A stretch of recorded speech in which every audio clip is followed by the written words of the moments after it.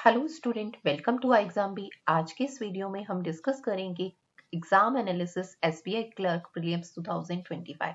जैसा कि आपको पता है, आज 1 मार्च को हमारा एसबीआई क्लर्क का एग्जाम हुआ है, जो 4 शिफ्ट में हुआ है, मॉर्निंग से लेके इवनिंग तक।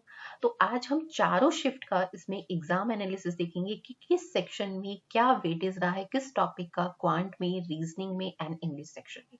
तो चलिए देखते हैं। तो देखिए, सबसे पहले हम यहाँ पे क्वांट का देख रहे हैं। तो क्वांट में हमारा फर्स्ट टॉपिक इज डीआई।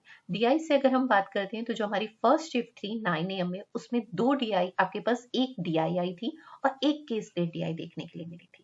ठीक है, अगर हम डीआई की बात करते हैं तो जो फर्स्ट डीआई थी वो बार ग्राफ पे बेस्ड थी और सेकेंड हमारा केस लेट डीआई थी। नेक्स्ट अगर हम देखें तो सिंप्लीफिकेशन एंड अप्रॉक्सीमेशन से हमारे पास 10 क्वेश्चन देखने के लिए मिले थे।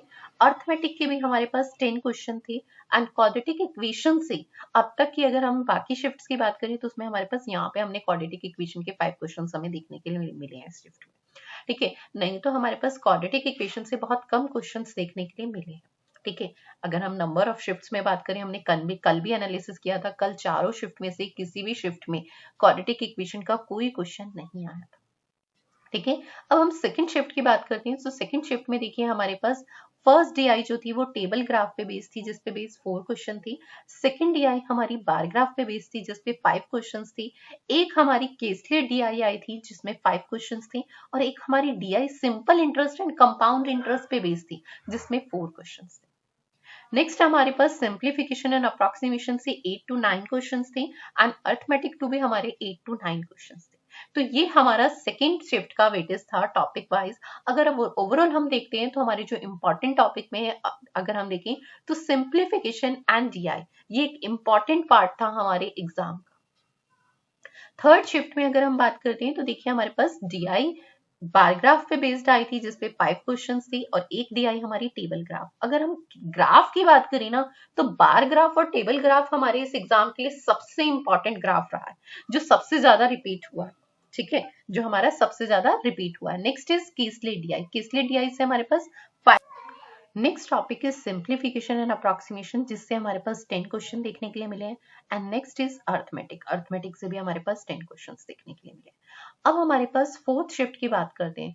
फोर्थ शिफ्ट में हमारे पास फर्स्ट एक डीआई आई थी जो टेबल ग्राफ पे बेस्ड थी, सेकंड भी एक डीआई थी जो बार ग्राफ पे बेस्ड थी। अब ओवरऑल अगर हम देखें तो bar graph and table graph every shift में हमें देखने के लिए मिला है। ठीक है, एंड सेकंड थर्ड आपके पास एक केसलेट डीआई थी जिसपे बेस्ड 4 क्वेश्चन थे। एंड फोर्थ शिफ्ट में ना नंबर सीरीज से क्वेश्चन देखने के लिए मिले हैं 4 to 5 question and simplification and approximation से आपके पास 8 to 10 क्वेश्चंस देखने के लिए मिले और अर्थमेटिक के हमारे पास 7 to 8 क्वेश्चंस देखने के लिए मिले। तो ये हमारा फोर्थ शिफ्ट का वेटेज रहा। ठीक है, तो अगर हम ओवरऑल एक व्यू देखते हैं तो हमारे पास टेबल ग्राफ हमारे लिए सबसे इंपॉर्टेंट है। Next second is bar graph यानी डीआई का पार्ट, और एवरी उसमें शिफ्ट में ना हमें केसलेट डीआई भी यहाँ देखने के लिए मिली है। तो केसलेट डीआई भी ना पहले इतनी नहीं आती थी, पर इस बार एग्जाम में केसलेट डीआई हर शिफ्ट में मोस्टली देखने के लिए मिली है। तो केसलेट डीआई भी हमारी एक इंपॉर्टेंट टॉपिक में से आप कंसीडर।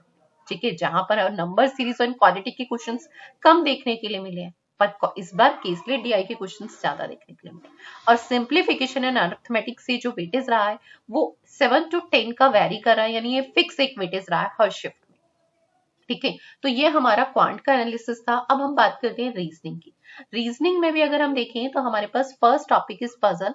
पजल में हमारे पास शिफ्ट 1 में देखिए फ्लोर बेस्ड पजल आई थी और अनसर्टेन पजल आई थी, जिसपे बेस 5 क्वेश्चंस थे।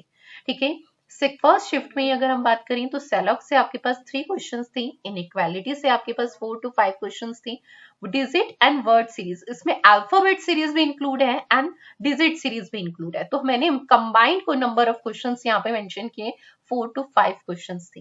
ब्लड रिलेशन से फर्स्ट शिफ्ट में 1 क्वेश्चन था। Pair formation and word formation से भी अगर हम देखें ना तो हर शिफ्ट में एक क्वेश्चन हमेशा देखने के लिए मिले। And next is a Chinese coding. Chinese coding से अगर हम बात करते हैं ना तो चाइनीज कोडिंग से 5 क्वेश्चन आए। Next is a ranking. Ranking से भी एक क्वेश्चन देखने के लिए मिल रहा है। और next topic is direction sense, जिससे 3 क्वेश्चन देखने के लिए मिले। तो ये हमारा शिफ्ट 1 का एनालिसिस था। अगर हम इसमें ओवरऑल देखें तो हमारे पास एवरी शिफ्ट में ऐसे कौन से टॉपिक है जिनसे फिक्स क्वेश्चन, तो देखिए सेलॉग से फिक्स क्वेश्चन देखने के लिए मिले। ठीक है, डिजिट एंड वर्ड सीरीज से फिक्स क्वेश्चन देखने के लिए मिले। चाइनीज कोडिंग से अगर हम बात करें या डायरेक्शन सेंस से कहें तो इस आज के शिफ्ट में हमें हमेशा क्वेश्चंस देखने के लिए मिले ही हैं। ठीक है, अब सेकंड शिफ्ट में हम बात करते हैं तो यहाँ पर देखिए फर्स्ट पजल जो थी फ्लोर एंड फ्लैट बेस्ड थी एंड सेकंड मंथ बेस्ड थी और एक थर्ड पजल आई थी जो बॉक्स में। तो सेकंड शिफ्ट में आपके पास टोटल 3 पजल आई थी, शिफ्ट 1 में आपके पास 2 पजल आई थी। ठीक है, इसमें आपके पास एक सीटिंग अरेंजमेंट का भी क्वेश्चन था जो स्क्वायर बेस्ड था, जिसपे बेस्ड 4 क्वेश्चंस थे। ठीक है, और यहाँ पर सेलॉक से भी 3 क्वेश्चंस थे, डिजिट एंड वर्ड सीरीज से भी 5 क्वेश्चन, सेम वेटेज रहा है। ठीक है, ब्लड रिलेशन